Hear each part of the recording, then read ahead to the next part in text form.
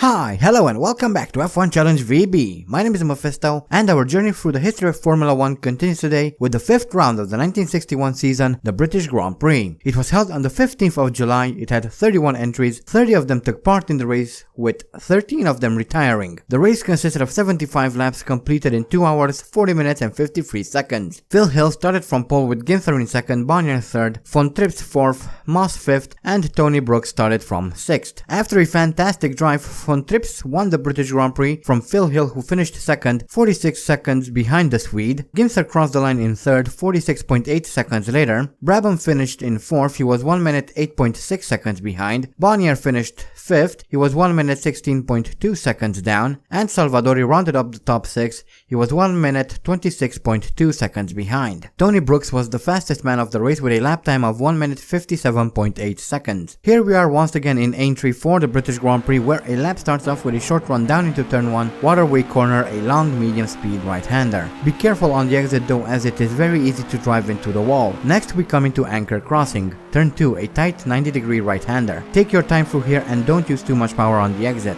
Turn 3 is Cottage Corner, a tight left-hander. Once again, take it easy and don't use too much power. Same goes for Turn 4, Country Corner. Next is Village Corner, a slow to medium speed right-hander. Hug the inside and take it easy. From here we make our way to Beecher's Bend, a very long medium speed right-hander, which brings us onto the longest straight on the track. This ends with Melling Crossing, a fast right-left chicane, followed by another slower right-left chicane. We then reach Tats Corner, the final corner on the track, which brings us around onto the main straight, and that is a lap around Aintree Circuit.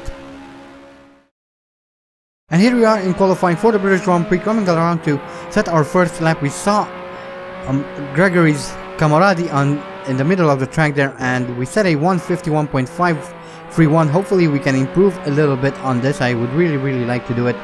And we are coming around to set an improved lap time of 150.338, and Maston Gregory's car was still in the middle of the track there. I'm not quite sure why, but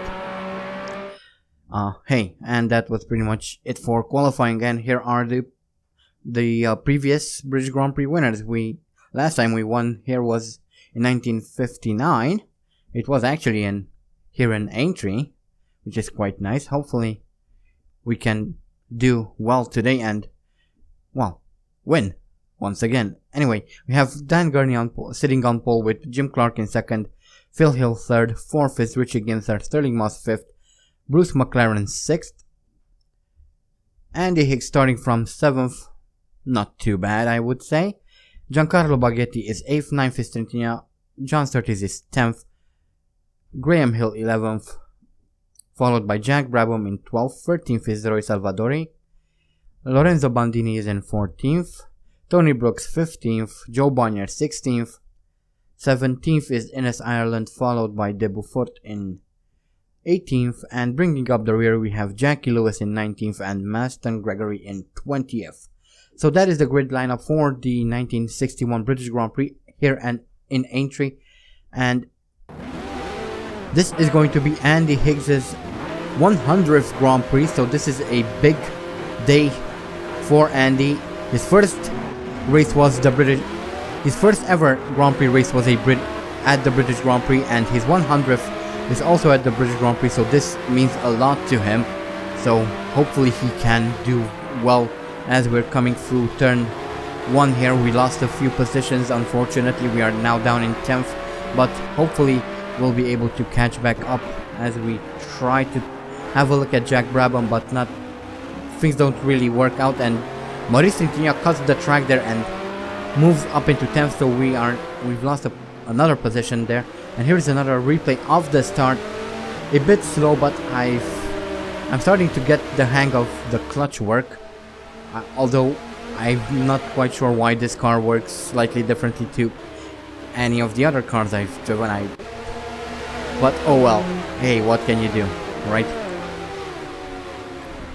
And there is Trentina trying to cut the track to overtaking, kind of naughty on his part, but we now move on to lap 3 and still trying to chase after Maurice Tintignant. He's pulled away quite a bit, about 1.2 seconds ahead. Ooh, and that's a very horrible cornering there, and here we see Jackie Lewis apparently having some problems with his brakes. We saw him pull to the side there, and that's the end of his race. And now we move on to lap 5 when I finally managed to catch up to Trintignant and pass him, so we move back up into 10th, and we are now chasing after John Surtees. Hopefully we'll be able to catch him as well, and sometime soon. Lap 7, and I kind of brake a bit early into this left-hander, and Trintignant manages to once again overtake me, which isn't quite good, so but that's okay because a little bit later on I managed to overtake him once again, so we pretty much get to keep 10th place here. But then I make a few mistakes coming through the chicanes. However, Trintignant stays behind, so we're safe for the moment. And then on lap 8 I coming into turn 2 here, I lose control of the back, and Trintignant once again flies past me, and we're down in 11th once again. Hope this isn't going too well. Then on lap 8 I go wide through this corner. I brake very late, end up hitting that fence, and Ireland also overtakes me, so we're now down in 12th, which isn't very good. On lap 9 I try to get behind Ireland there. I touched the rear of his car, accidentally pressed the pause button, but touching Ireland caused me to lose control of the car, and now we're down in 13th as we have a look at Phil Hill coming into the pits. Apparently he has a suspension problem still. He is out of the British Grand Prix as well, and we now take a look at the replay of Jim Clark coming into the pits as well. Not quite sure why he came in, but he did. Anyway, we are now on lap 9, and I'm just about to overtake Lorenzo Bandini for 12th place. Hopefully we can catch Graham Hill as well. Not quite, because I make a mistake coming through the chicane there, and that allows Bandini to overtake me once again, so not very good. Then as we start lap 10 I tried to take a look at Bandini, but there was no room there. I don't know why I even tried, but that cost me another position. Salvadori managed to overtake me. However, a little bit later on lap 10 I managed to overtake him through this long right-hander. Now let's try and see if we can once again catch up to Bandini, and kind of coming through turn 2 we kind of both lose control. However, I managed to switch over to the outside and overtake Bandini, so we are back in 11th. Hopefully we'll catch Graham Hill as well, and we do in fact as we come through this right-hander, so we move back up into 10th, which is absolutely fantastic. Hopefully we'll be able to catch up to Ireland or Trintignant, whoever is going to be there. Lap 13 now, and I lose control of the car coming through the final corner, and Graham Hill once again overtakes me, so we're now once again down in 11th. Not very good. A lot of back and forth here as we now move on to lap 14. Once again overtake Graham Hill for 10th place. I was really hoping that I would keep that position, but on lap 15 coming through this corner I wanted to tap the brake to make it easier to go through the corner. However, I instead ended up tapping the clutch, which unsettled the car and, well, lost a bunch of positions. We are now down in 15th, so that's not very good. As I have a look at Joe Bonnier here coming through this right-hander, he goes wide, and that allows me to easily overtake him. We're back up in 14th. Hopefully we'll be able to catch everyone. And as we start lap 17, Tony Brooks for some reason decided to turn in on me. I wasn't expecting that. We banged wheels. That could have ended really badly for the both of us. I'm not quite sure what he was thinking there, but luckily we are still in the race. Later on lap 17 I finally managed to overtake Brooks. For a brief second I did get in front of him. However, he had a better run out of the corner, and he gets to keep 13th. However, as we come around to finish lap 17 and start lap 18, I finally managed to get around him, so we move back up into 13th, and hopefully we'll be able to catch Bandini as well at some point. And here is a replay of Joe Bonnier, who apparently lost his brakes coming into turn 1 there very bad, because crashing into that wall could end very badly. And on lap 18 I finally managed to overtake Lorenzo Bandini once again for 12th position here. Now chasing after Roy Salvadori. Hopefully I'll catch him at some point as well. Lap 19 and I make a move on Roy Salvadori finally, and we are back up in 11th. Hopefully we can catch Graham Hill coming into turn 3 here. Not quite, he has better drive out. And then coming into turn 4 I believe, I once again lose control of the car, and well, at this point I've pretty much given up. There are too few laps and everyone's gotten away quite a bit. Lap 20 here and Mastin Gregory is out of the British Grand Prix as I try to catch up to Lorenzo Bandini and the rest of the group there. And here is a replay of Gregory pulling to the side of the track to retire. Apparently he had a suspension problem, and here is Richie Ginther on lap 21 setting the fastest lap of the race, so well done to him, I guess. As we now move further on to lap 25, chasing after Tony Brooks. At the moment we're still in 14th, and here is a replay of Sterling Moss coming into the pits to retire. However, this is on lap 24, so he will actually be classified as a finisher. And here we are on the final lap. We finally caught up to the rest of the pack. I don't know if it will help us, but Dan Gurney crosses the line to take the win of the British Grand Prix. And here is a replay of Dan Gurney and his Porsche coming around to win. And congratulations, I wouldn't have expected a Porsche to win a race, but there it is. We see it right in front of us, so congratulations to Gurney, I guess. As we now move on a little bit further on lap 26, and I finally managed to overtake Tony Brooks. A little bit aggressive there, but I managed to stick it and made no contact, so we are clean.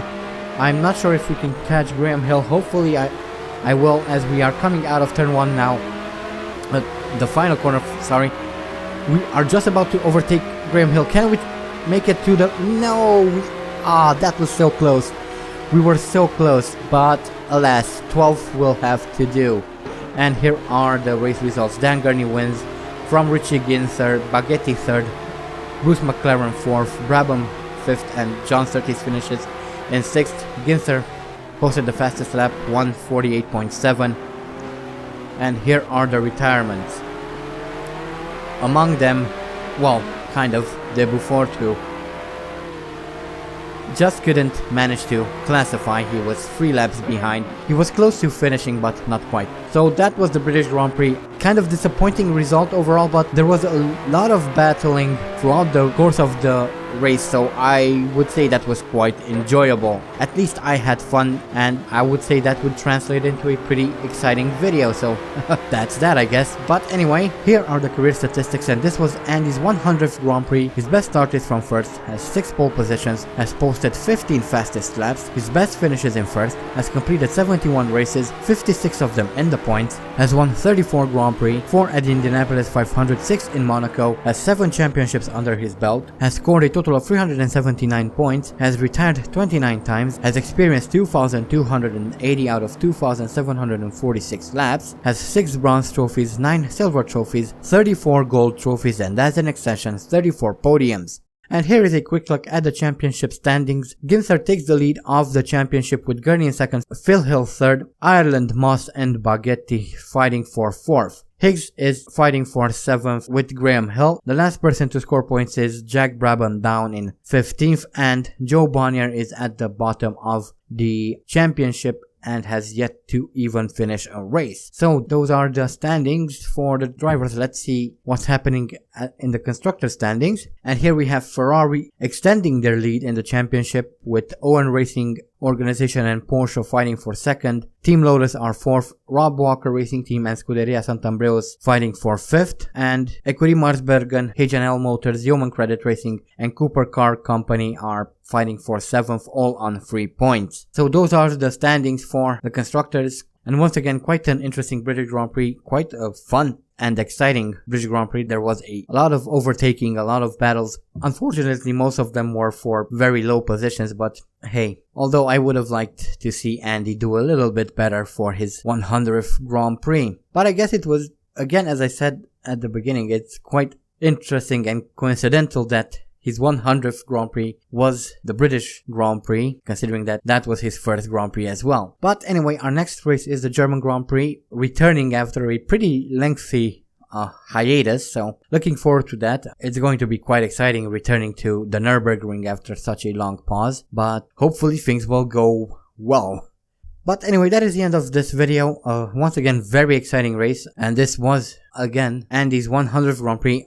There were a few suggestions for what to do for Andy's 100th race. I also had a few ideas myself, but I ended up dropping all those ideas because, well, quite frankly, if I would have done any other race, then, well, that would have been Andy's 100th race, but it wouldn't have been Andy's 100th Grand Prix race. So, that kind of would have beaten the point of all of this. And that's why I decided that, well, just do a normal race. I mean, even in real life, we don't see anything special for 100th race. Although I think lately, there are some special trophies, who actually compete in 100 Formula 1 Grand Prix races, I believe. I'm not quite sure. But anyway, that is the end of the video. Because I'm starting to ramble on about, well, pretty much nothing. So yeah. Don't forget to vote for next season's team, link is in the description. I also have a second channel where I will be playing all sorts of different games. At the moment I'm doing a playthrough of Diablo 2 and IL-2 Thermovic 1946, so if you're interested in any of those games, there will be a link in the description to my second channel as well. I hope you guys enjoyed this video, thank you all so much for watching, and as always, stay sharp!